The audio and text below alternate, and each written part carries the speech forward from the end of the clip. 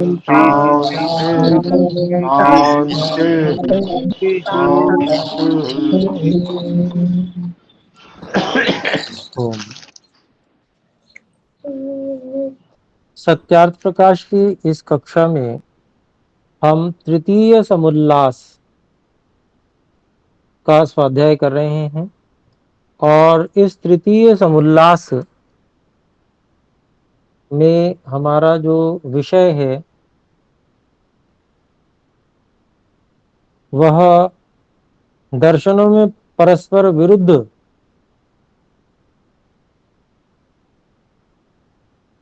बातें हैं, उनको बताया गया कि वो विरुद्ध नहीं है, अलग अलग अनेक कारण होते हैं, अलग अलग कारणों की व्याख्या है। और फिर जो विद्या में पढ़ने पढ़ाने के विघ्न हैं उनको छोड़ देवें, जो पिछले कक्षा के अंत में भी हमने पढ़ा था, और इसके महत्व के कारण से इसको हम दोबारा भी एक बार इस कक्षा में पढ़ेंगे, क्योंकि वेद विद्या की वृद्धि नहीं हो पा रही है आज। उनमें ये जो कारण लिखे हुए हैं ये कारण बहुत अधिक रूप से लागू हैं और हम सब इन कारणों पे ध्यान नहीं दे रहे हैं। इस कारण से हम विद्या की वृद्धि भी नहीं कर पा रहे हैं, समाज में भी नहीं हो पा रही है। तो जो ये कार्य है इस कार्य को करना बहुत आवश्यक है अपने सब के लिए, अगर हम अपनी वास्तविक उन्नति चाहते हैं। तो विद्या की वृद्धि होना, वेद विद्या की विशेष रूप से वृद्धि होना हमारी उन्नति के लिए और सबकी उन्नति के लिए बहुत आवश्यक है। कुछ लोग उसको समझते नहीं है, जिसके कारण से उसका विरोध कर रहे हैं और वो बहुत छोटे से बहुत तुच्छ स्वार्थ के लिए महान हानि कर रहे हैं। तो इसलिए अपने लोगों को ये समझकर कि भी ये विघ्न है पढ़ने पढ़ाने में वेद विद्या को, उनको किस प्रकार से हम स्वयं अपने अंदर से हटा सकते हैं, फिर समाज में से कैसे हटा सकते हैं, उस विषय पे भी अपने लोगों को विचार करना चाहिए। इसलिए इसको हम दोबारा से पढ़ेंगे। जो विद्या पढ़ने पढ़ाने के विघ्न हैं उनको छोड़ देवें, जैसा कुसंग अर्थात दुष्ट विषयी जनों का संग, दुष्ट व्यसन, जैसे मद्य आदि सेवन, वेश्यागमन आदि, बाल्यावस्था में विवाह अर्थात 25 वर्षों से पूर्व पुरुष और 16वें वर्ष से पूर्व स्त्री का विवाह हो जाना। तो ये सबसे पहला जो कुसंग है उसको गिनाया गया है। बुरे लोगों का संग, बुरे लोग कौन हैं? ये जो वेद के विरुद्ध चलने वाले लोग हैं, वेद को न मानने वाले लोग हैं, नास्तिक हैं, पुनर्जन्म को नहीं मानने वाले लोग हैं, वे सब वेद विरोधी जो भी हैं वो लोग बुरे लोग हैं, उनका संग नहीं करना है। ऐसे ही दुष्ट विषयी जनों का संग भी नहीं करना है, अर्थात जो विषय भोग में विशेष रुचि रखते हैं और उससे उसको सर्वोपरि मानते हैं, उससे ऊपर और कुछ नहीं समझते, ऐसे लोगों का भी संग नहीं करना है, उसको छोड़ देना है। अगर कहीं पर ऐसी विवशता होती है कि नहीं ये तो अब विवाह ही हो गया, अब तो इनके साथ ही रहना पड़ेगा, तो ऐसी स्थिति में पहले तो वैसे विचार कर ही ये कार्य होना चाहिए, विवाह इत्यादि। परंतु यदि कोई कारण ऐसा बन भी गया है कि हो गया, तो वहां पर उससे अप्रभावित रहने के लिए अपनी दिनचर्या आदि व्यवस्था को इतना सुंदर व्यवस्थित बनाकर चलें कि अच्छी चीजों से हम इतना लाभ उठावें और इतने आनंदित रहें कि दूसरा व्यक्ति जो विरुद्ध है वो भी प्रभावित होकर हम हमारे अनुसार चलना आरंभ हो जाए। हमारे अंदर ये कार्य करने के लिए बहुत बड़ी सामर्थ्य की आवश्यकता होती है। सामान्य व्यक्ति के बस की बात नहीं होती है कि वो किसी को प्रभावित कर ले। इसके लिए बहुत, जिसको कहते हैं आत्मसंयम, और बहुत बुद्धिमत्ता पूर्वक कार्यों को करना, सहन, जहां करना आवश्यक है सहन करना, जहां जो अवसर बताने का है उसमें बताना, ये बड़े बुद्धिमत्ता पूर्ण ढंग से करने योग्य कार्य है। अन्यथा हमको अन्य और उपाय करके, अन्य लोगों के माध्यम से, और मित्र हों उनके माध्यम से, या मित्र साथी ऐसे बनवाएं कि जो जिनका प्रभाव उनके पड़ सकता है, उसके लिए कुछ व्यवस्था प्रयास अपने को करना चाहिए। तब जाके वो अन्य लोगों के प्रभाव से, जो हम प्रभाव नहीं डाल सकते, वो अन्य लोगों के प्रभाव से व्यक्ति सही मार्ग पे आ सकता है। तो अभिप्राय यह है कि सामान्य रूप से तो जो दुष्ट विषयी जनों का संग है वो नहीं करना चाहिए। अगर छोड़ सके तो छोड़ देना चाहिए।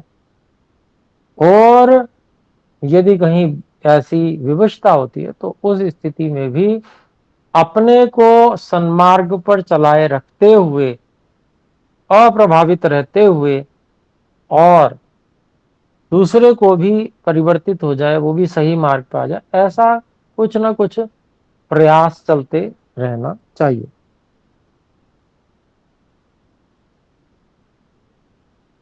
फिर आगे, दुष्ट व्यसन जैसे मद्य आदि सेवन।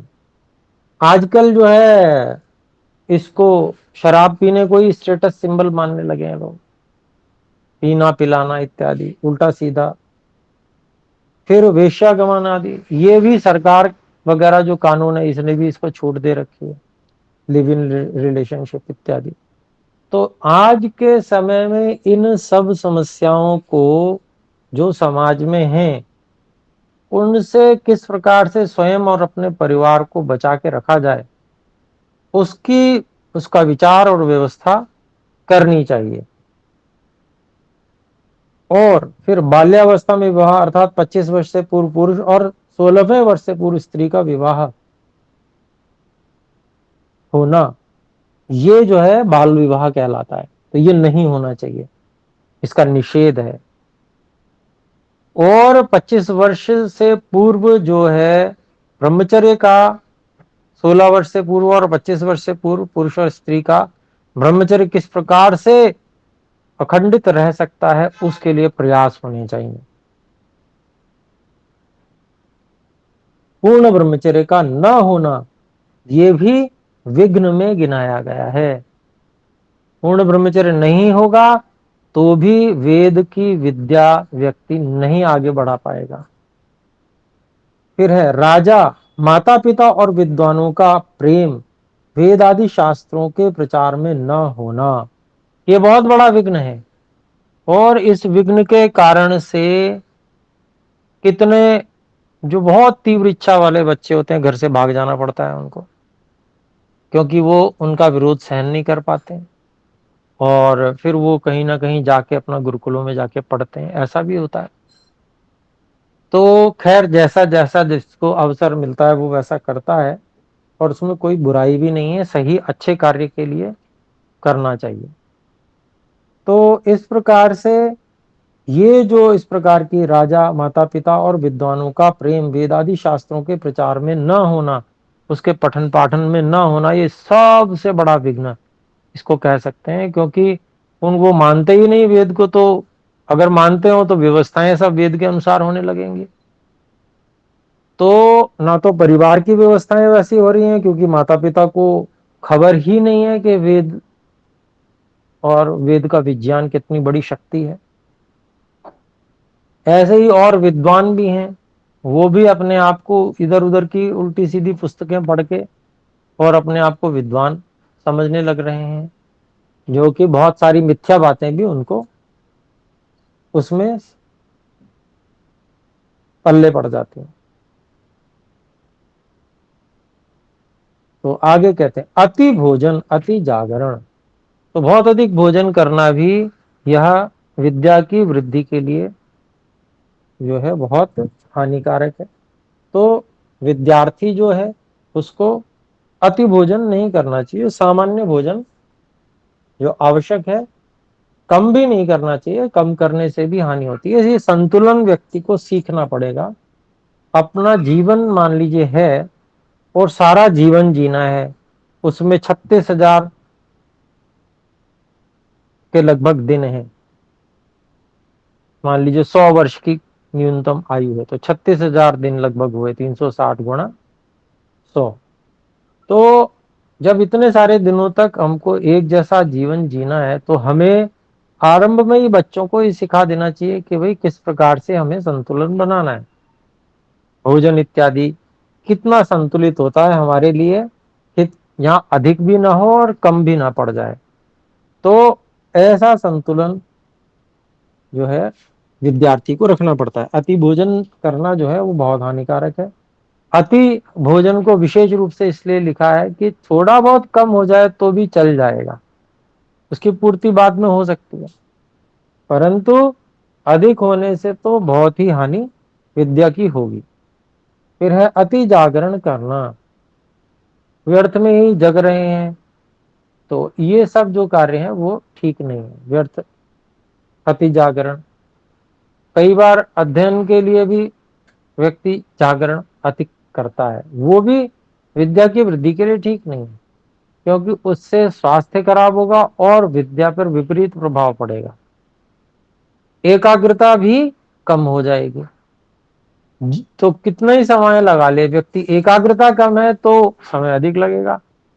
मुख्य बात एकाग्रता की है। अगर वही विषय वो तीव्र एकाग्रता के साथ पढ़ता है तो बहुत कम समय में उपस्थित कर लेगा, और अगर वो एकाग्रता से नहीं कर पा रहा है तो वो समय उसमें लगाता रहेगा और समझ में नहीं आएगा उसे। तो क्या है कि अति जागरण करना ठीक नहीं है। जितना समय आवश्यक है शरीर की निद्रा के लिए, थोड़ी बहुत कमी निद्रा में स्निग्ध पदार्थों का ग्रहण करके की जा सकती है, परंतु फिर भी एक सीमा तक वह निद्रा भी बहुत आवश्यक है। तो अति जागरण करना ये अनुचित है, शयन भी आवश्यक है। फिर पढ़ने पढ़ाने, परीक्षा लेने व देने में आलस्य व कपट करना, हम नकल मार रहे हैं या पता ही नहीं लगने दे रहे हैं कि हमको कुछ आता है या नहीं आता है, हमने कुछ कॉपी कर लिया या कैसे भी करके परीक्षा नहीं दे रहे, पढ़ा ठीक से नहीं रहे, उसमें हम जो है समय कहीं और लगा दे रहे हैं या मन को कहीं और भेज दे रहे हैं। तो ये जो है बहुत विद्या की हानि का कारण है। परीक्षा देते समय लोग बड़े घबरा जाते हैं, परीक्षा देने से डरते हैं। भाई आप अच्छे से पढ़िए, जब आप एकाग्रता पूर्वक कोई चीज पढ़ेंगे तो वह समय पर उपस्थित हो जाएगी। जब आपको इसकी जरूरत होगी, आवश्यकता होगी, तो उतनी एकाग्रता से पढ़ना, समझ कर पढ़ना कि वह फिर दोबारा उपस्थित हो जाए जब आवश्यकता पड़े। तो वो एकाग्रता की अपेक्षा होती है, आवश्यकता होती है। तो तब जाके व्यक्ति को वह समय पर उपस्थित होता। तो परीक्षा के समय उपस्थित कैसे होगा? जब हम पढ़ रहे थे तब उस समय उसको हम एकाग्रता पूर्वक और निश्चय पूर्वक हम उसको पढ़ेंगे, निर्णय निकालते हुए, समझते हुए। तो परीक्षा से फिर भय नहीं लगेगा और उत्साह आएगा और सीखने को भी मिलेगा। परीक्षा से अपनी स्थिति का पता चलता है। फिर आगे कहते हैं सर्वोपरि विद्या का लाभ न समझना, ये भी बहुत विद्या पढ़ने पढ़ाने में विघ्न है। आजकल जो अध्यापक हैं वो विद्या का को सर्वोपरि मान के नहीं पढ़ा रहे हैं, धन को सर्वोपरि मान के कर रहे हैं, विद्या का अभ्यास करवा रहे हैं। इस कारण से सफलता कम मिल रही है। तो सर्वोपरि विद्या का लाभ न समझना।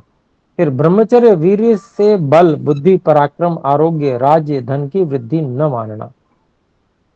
ये मान्यता उल्टी आजकल बन रही है। आजकल तो फिल्में इस पे बन गई हैं कि ब्रह्मचर्य की कोई आवश्यकता नहीं है, जब वेग आए तो वीर्य को बाहर निकाल दो। इस तरह की जो फिल्में हैं और उससे गलत संदेश समाज में जा रहा है, इसके कारण से जो है हमारी जो नस्लें खराब हो रही हैं। जो बच्चे हैं वो वीर्यहीन हो रहे हैं, संतान उत्पन्न करने में समर्थ नहीं हो पा रहे हैं, विवाह के बाद में उसके दुष्परिणाम आने लगते हैं, व्यक्ति उस समय तक फिर कोई पश्चाताप करता रह जाता है।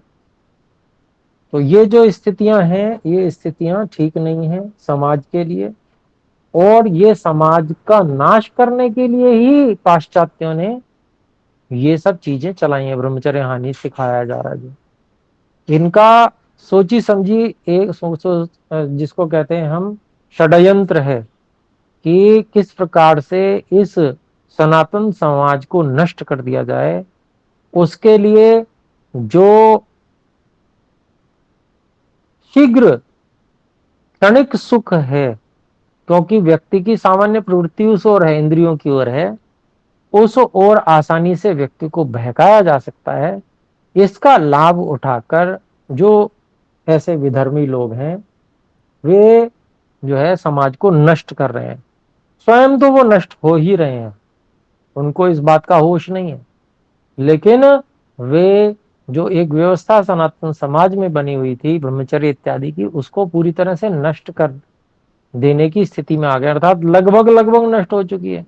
यदि हम लोग मिलकर उस व्यवस्था को फिर से ना बनाएं, प्रयास ना करें उसके लिए, बहुत सारे इतना ऐसे ब्रह्मचारी जो हैं अपने सारे सुखों का त्याग करके गुरुकुलों में आचार्य बनकर और उसके लिए प्रयासरत हैं। वो 100% कोई हमेशा ब्रह्मचारी रहने के लिए कोई ऐसा उनका नहीं था, लेकिन विवशता है, कोई और है ही नहीं, कोई और नहीं है तो उनको ही वहां लग के कार्य करना पड़ेगा। तो वो जो उनकी जो एक अवस्था है, कोई 48 का भी हो गया, उसके बाद भी विवाह न करके वो अपने कार्य में लगे हुए हैं। तो किस कारण से लगे हुए हैं? तो उसका कारण यही है कि जब जब सारा समाज अपनी जिम्मेदारी नहीं समझ रहा है, तो किसी एक व्यक्ति को उस विद्या की, उस परंपरा की रक्षा के लिए अपना बलिदान देना ही पड़ेगा।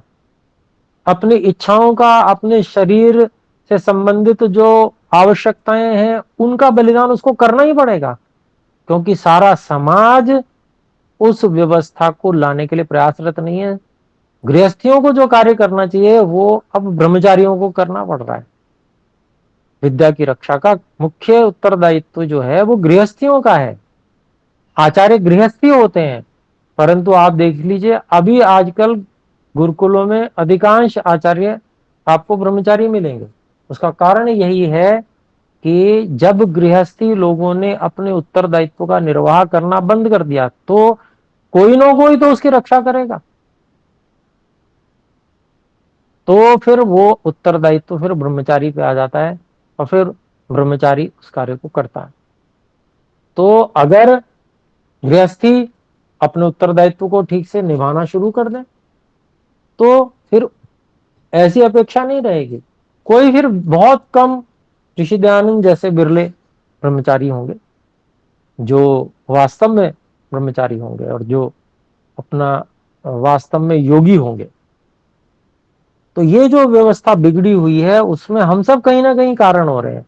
हमारा उत्तरदायित्वहीन होना एक बहुत बड़ा कारण बन रहा है। ये जो व्यवस्थाएं बिगड़ रही हैं, आप और हम समझते हैं, इतिहास को देखते हैं, शांतनु की उत्तरदायित्वहीनता के कारण से भीष्म को ब्रह्मचर्य का व्रत लेना पड़ा, सिंहासन की रक्षा का व्रत लेना पड़ा। वो बाद में जाके कितना बड़ा हानिकारक बन गया महाभारत युद्ध के लिए। तो ऐसे ही हमारी जिम्मेदारी कोई और अगर उठाएगा तो उससे विनाश होगा ही होगा, ये तय बात है। उसमें हम भी लपेटे जाएंगे, ये इस बात को अपने को समझना चाहिए। उस विनाश के भागी हम भी हो जाएंगे, हो ही रहे हैं बल्कि। तो ये गृहस्थी लोगों की जिम्मेदारी है विद्या की रक्षा करना।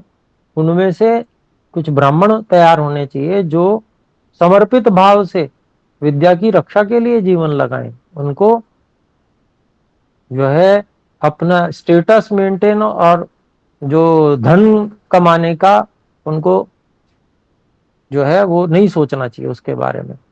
उनका जीवन ही समर्पित ईश्वर के लिए और विद्या के लिए होना चाहिए। इस तरीके से गृहस्थ होने चाहिए। पत्नियां भी इस प्रकार के जो भाव वाली ब्राह्मणी, सच्ची ब्राह्मणी जिसे कहती हैं, वो होनी चाहिए। तो आगे देखते हैं। तो ब्रह्मचर्य वीर से बल बुद्धि पराक्रम आरोग्य राज्य धन की वृद्धि न मानना। ऐसा न मान के माताएं अपने बच्चों को घर में रख रही हैं, गुरुकुल नहीं भेज रही हैं, क्योंकि उनको ब्रह्मचर्य पे आस्था नहीं है। तो इस कारण से ये जो है समाज में ये आस्था समाप्त होती जा रही है, हो गई है। जो आस्था पहले अपने समाज में थी वो आस्था नष्ट करने में सफल हो गए हैं विविध धर्मी लोग। तो अपने लोगों को वो आस्था अपने अंदर दृढ़ करनी है और लोगों को भी उस आस्था के प्रति आस्थावान बनाने के लिए प्रयास करना है। फिर आगे देखिए, ईश्वर का ध्यान छोड़कर अन्य पाषाण आदि जड़ मूर्ति के दर्शन पूजन में व्यर्थ काल खोना। तो ये बहुत भयंकर रोग आज सारे समाज में लगा हुआ है। और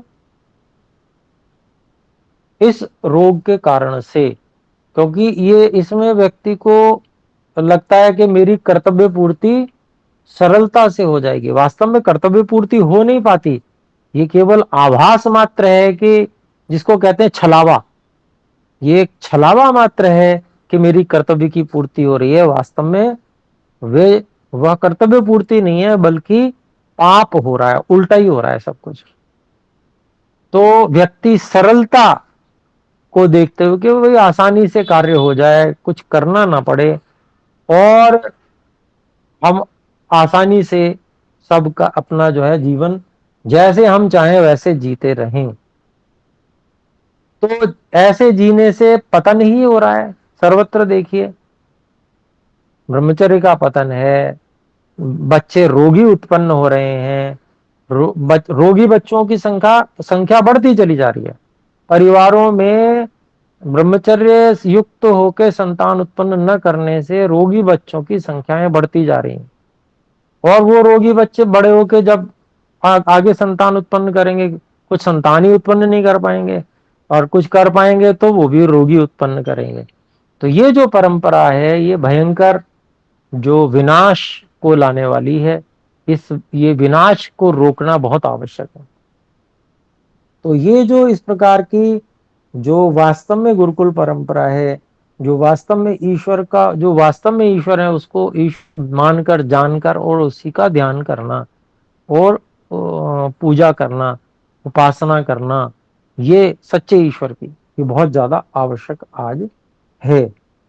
तब जाके व्यक्ति का समय सार्थक होगा। यहाँ पर अभी तो व्यर्थ काल खो रहे हैं लोग, नष्ट हो रहा है वो समय। उस समय का कोई सदुपयोग नहीं है, वो तो नष्ट हो रहा है, बल्कि विपरीत जा रहा है, जिसको कहते हैं ना खड्डे में गिर रहे हैं एक तरह से।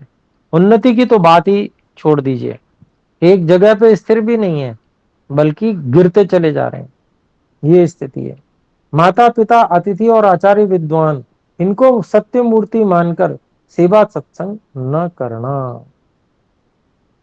तो ये वास्तव में जिसको कहते हैं भाई शरीर ही तो है, माता का, पिता का, अतिथि का, आचार्य का, विद्वान का शरीर ही तो है वो कौन सा चेतन है? चेतन उसमें वास करता है, शरीर भी जड़ है। अगर हम उस शरीर की व्यवस्था बनाते हैं तो वो कौन सी चेतन की पूजा है? वो भी जड़ की ही पूजा है। परंतु वो चेतन को सुविधा मिल रही, चेतन का जीवन और उसकी जो ध्यान उपासना विद्या की वृद्धि, उसमें उसको सुविधा मिल रही है। उस जड़ की सेवा करने से, जड़ शरीर की, वहां पर उनको अन्य जो ध्यान उपासना इत्यादि विद्या, वेद विद्या की वृद्धि, विद्वानों की सेवा करते हैं ऐसे, तो उससे उनको सुविधा मिल रही है कि वो उसमें अधिक उन्नति कर पाएंगे। तो ये छोड़कर, हाँ, और पत्थर की पूजा, उससे तो उसको तो क्या सुविधा मिलनी है, उससे कुछ मिलने वाला नहीं है, लाभ होने वाला नहीं है। कुछ लोग जो है एकलव्य का उदाहरण देते हैं कि मूर्ति बना के वो धनुर्धर हो गया। तो भाई सारे विश्वविद्यालय बंद करो, जो ये मूर्तियां रखी हुई हैं मंदिरों में, बहुत सारे मंदिर हैं, इसमें ही अपने बच्चों को भेजा करो, वहीं से वो सीख जाएंगे। कोई विद्यालय की आवश्यकता नहीं है। क्यों बेकार में व्यर्थ कर रहे हो, धन भी व्यर्थ कर रहे हो। बच्चों को भेज दो, वो अपना मूर्ति देख देख के सीख लेगा। तो वास्तव में जब ये प्रश्न आता है तो वो मूर्खता छूटती तब भी उनकी नहीं है, वो फिर और जिद पकड़ लेते हैं लोग। तो जो सच्चाई है उसको स्वीकार करना चाहिए। जो सत्य मूर्ति हैं वास्तव में आचार्य, विद्वान, माता पिता, अतिथि, इनकी सेवा करना, इनका सत्संग करना, इनसे उपदेश लेना, ये बहुत आवश्यक है। माता पिता जितने पढ़े लिखे, वेद का जितना अच्छी बातें उनको जानकारी होगी, माता पिता क्योंकि हितैषी होते हैं अपने बालकों के, तो वो जो भी अच्छी जितनी उनको पता है वो बच्चों को बताते हैं। फिर उसके बाद में उनको आचार्य के पास भेजना चाहिए। पर कुछ माता पिता आजकल ऐसे, वो जिसको कहते हैं अंध परंपरा, वो आचार्य के पास ही नहीं भेजना चाहते, वो तो भाई हम हमारे ही अंडर में ये बालक रहे हमेशा, तो उसको मूर्ख ही बनाए रखते हैं। तो इससे क्या होगा, उन माता पिता को पाप लगेगा कि उसको आगे नहीं बढ़ने दे रहे बच्चे को। तो इस प्रकार से इसीलिए यहां पर बताया कि भाई जो अच्छी बात है वो ग्रहण कर लो, जो गलत है उसको छोड़ दो, वो चाहे माता पिता की हो चाहे किसी की भी हो। और इसलिए आचार्यों, विद्वानों, वेदविद जो हैं उनसे जाकर उपदेश लेना चाहिए, उनकी सेवा करनी चाहिए। फिर वर्णाश्रम धर्म को छोड़कर, वर्णाश्रम धर्म क्या है? वर्णाश्रम धर्म है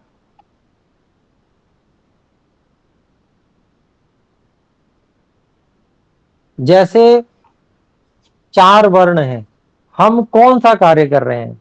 अगर हम नौकरी पेशा हैं तो हम सेवा का कार्य कर रहे हैं, तो वो वर्णाश्रम धर्म है, वर्ण का एक धर्म हो गया। आश्रम, हम गृहस्थ में हैं तो हम गृहस्थ के लिए कार्य कर रहे हैं, तो गृहस्थ के ऊपर बहुत बड़ी जिम्मेदारी होती है।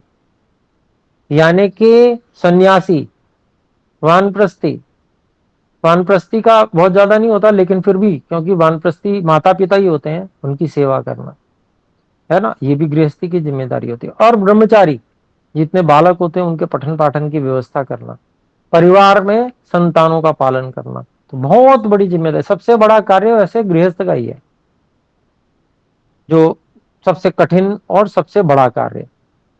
तो वर्णाश्रम धर्म को छोड़ दिया, माता पिता इत्यादि अगर घर में, उनकी सेवा छोड़ के, और जो गलत कार्य हैं, उल्टे सीधे हैं, कोई कांवर लेने चला जा रहा है और कोई इस तरह से संतोषी माता इत्यादि जो भी है उसमें चले जा रहे हैं, और घर में माता को छोड़ दिया और एक काल्पनिक माता के पास में चले जा रहे हैं, वहां समय नष्ट कर रहे हैं अपना।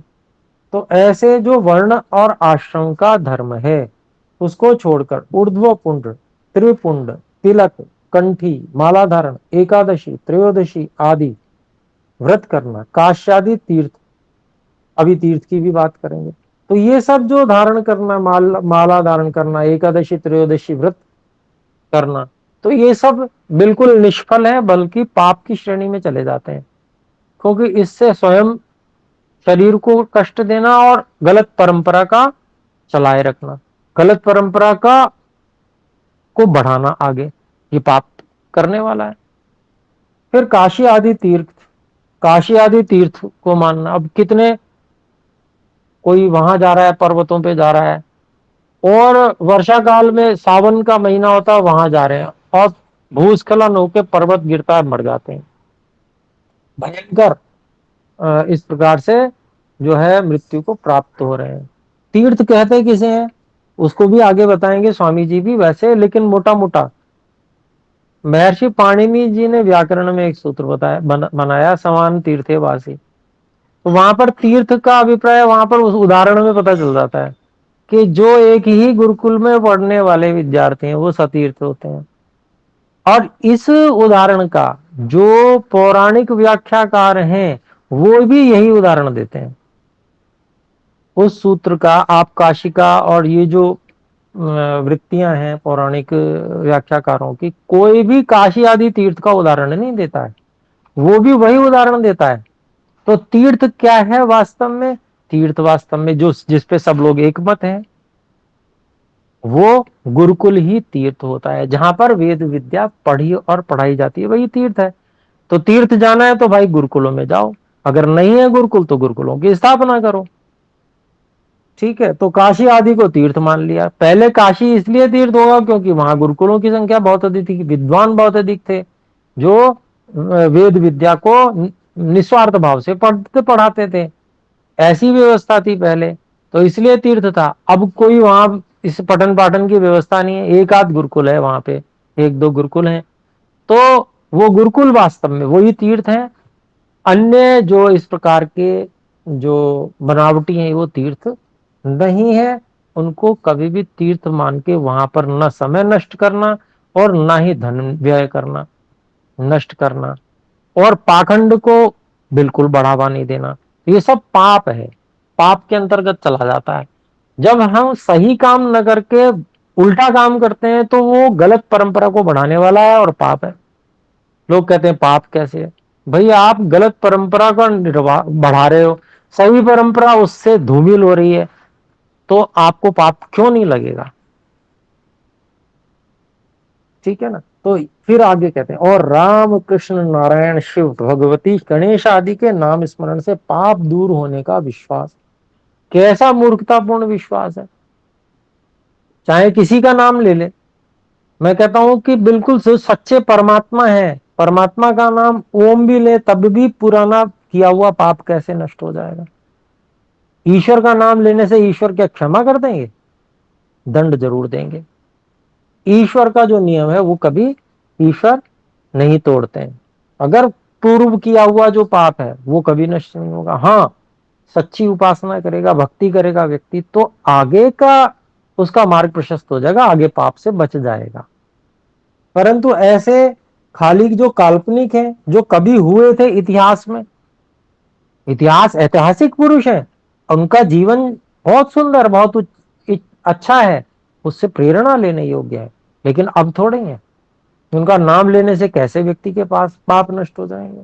तो काशी आदि तीर्थ और राम कृष्ण नारायण शिव भगवती गणेश आदि के नाम स्मरण से पाप दूर होने का जो विश्वास है, ये भी अगर कोई विश्वास करता है और इसका बखान करता है तो वो क्या कर रहा है? गलत परंपरा को बढ़ा रहा है, वो पाप का भागी होगा।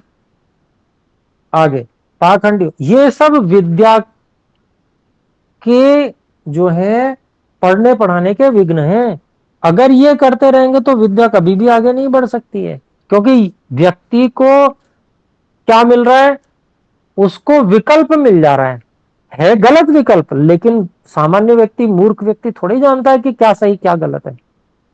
और जिस व्यक्ति ने ये विकल्प प्रस्तुत कर दिया वो बहुत बड़े पाप का भागी है, क्योंकि उससे वेद विद्या की वृद्धि में जो है वो बाधा पड़ रही है। तो ये बाधक है।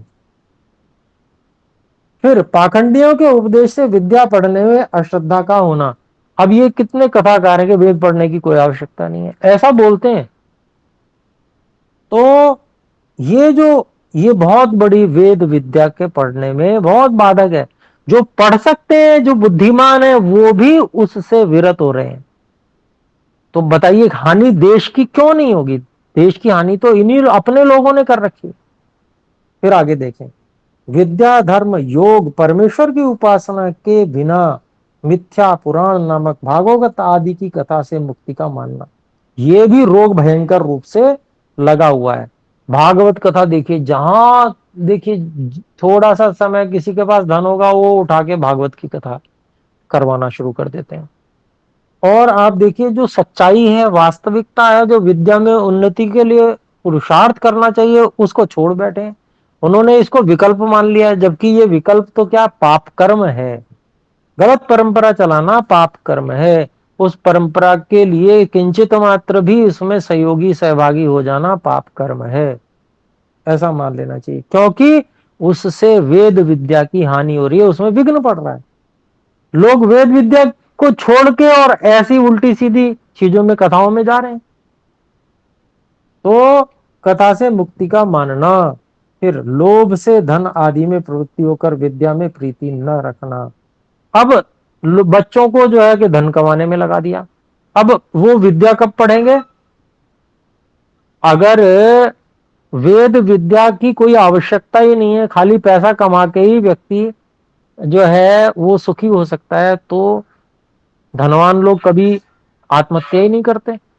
कितने ही धनवान लोग आत्महत्या कर लेते हैं, परिवार की स्थिति बिगड़ जाती है, और कभी हानि हो जाती है व्यापार में तो भी आत्महत्या कर लेते हैं, मर जाते हैं, हार्ट अटैक से मर जाते हैं। तो विद्या की आवश्यकता ज्यों की त्यों है। तो विद्या में प्रीति, वो लोग जो लोग लोभ से धन आदि में प्रवृत्ति होकर विद्या में प्रीति न रखना, ये भी बहुत बड़ा बाधक है वेद विद्या के बढ़ने में। इधर उधर व्यर्थ घूमते रहना, व्यर्थ समय को नष्ट कर रहे हैं, कुछ भी नहीं कर रहे। अरे वेद विद्या को पढ़ो, कुछ अष्टाध्यायी के सूत्र ही स्मरण कर लो, कुछ वेद की वृद्धि में हमारा योगदान होना चाहिए। वेद के जो वेदांगों का पठन पाठन है, उसमें हमारा कहीं ना कहीं योगदान होना चाहिए। व्यर्थ इधर उधर न घूमते रहना इत्यादि मिथ्या व्यवहारों में फंस के ब्रह्मचर्य और विद्या के लाभ से रहित होकर रोगी और मूर्ख बने रहते हैं। बहुत महत्वपूर्ण पैराग्राफ है, इस पैराग्राफ को अपने लोगों को ध्यान रखना चाहिए। आज समय हो गया, ये पैराग्राफ इतना अधिक महत्वपूर्ण था जिसको कि मैंने इसीलिए आप सबके लिए फिर दोबारा से पढ़ा है। इसको अपने लोगों को ध्यान रखना है, अपने लोगों को अपना समय बिल्कुल भी इन व्यर्थ की चीजों में कहीं नष्ट नहीं होने देना है। हम में से कितने ही लोग केवल पर्यटन के लिए चलो घूम आएंगे और इन ऐसे तीर्थों पर गंगा स्नान आदि करने के लिए चले जाते हैं। मैं कहता हूं कि पाप है, क्योंकि वो गलत परंपरा का बढ़ावा देना है। क्या वहां पर कोई वेद विद्या की वृद्धि के लिए, कोई वेदांग उपांग की जो है वृद्धि के लिए कार्य हो रहा है? अगर नहीं हो रहा है तो वहां जाना व्यर्थ है। और अगर जा भी रहे हैं और वहां पर कोई ऐसा कार्य भी हो रहा है, तो आपको वहां कितना लाभ मिल जाएगा? प्रश्न ये है। तो अर्थात हमको जहां मिल सकता है तो हमें गुरुकुल जाना चाहिए, हमें पढ़ना चाहिए। गुरुकुल नहीं जा पा रहे हैं तो आज ऑनलाइन व्यवस्था है, उसके माध्यम से पढ़ें। तो ऐसे करके हम प्रयास करें। तो अभी आज के लिए इतना ही, फिर अगली कक्षा में बात करेंगे, और कोई प्रश्न हो तो रख सकते हैं।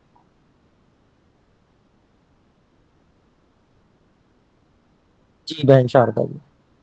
जी सादर नमस्ते आचार्य जी। तो जैसे अपने यहाँ जो पार्टियां रहती हैं हमारे जो परिवार में भी इधर, तो उनमें लेट भोजन सर्व करना और फिर सुरा आदि का भी सेवन। तो मैंने इस बार सोचा है कि मैं बोल दूंगी अपने यहाँ जो मेरे निकटवर्ती हैं सारे भाई बंधु, कि इस तरह का कोई प्रोग्राम हो लेट नाइट का और सुरा आदि उसमें सर्व कर रहे हैं, तो कृपया मुझे इनवाइट ना करें उसमें। तो ऐसा करने से कोई ऐसा मुझे लगता है ऐसा कुछ विरोध नहीं होगा, और मेरा जो रास्ता आगे के लिए कि मैं उनको इस ओर आकर्षित करना चाहती हूँ, इस विचारधारा की ओर। तो मैं कोई राग द्वेष ना रख के ऐसा बोलना चाहती हूँ उनसे, तो ऐसा बोलूं क्या? जी जी जी बिल्कुल अवश्य। कि देखिए इससे हानि होती है तो कृपया मुझे उससे अलग रख लें। और शेष सभी कार्यों में तो मैं आपकी सहभागी हूँ ही, अच्छे अच्छे अच्छे कार्यों में। तो इस प्रकार से कहना चाहिए। ठीक है जी। तो मुझे नहीं लगता कि कोई आपत्ति किसी को होगी। तो सभी परिवार में एक दूसरे से प्रेम करते हैं, तो एक दूसरे का सम्मान भी करते हैं, तो करना चाहिए, बहुत अच्छी बात है। बहुत बहुत धन्यवाद बहन। तो विराम करते हैं, आइए सब मिलकर एक बार ओम का उच्चारण करें। ओम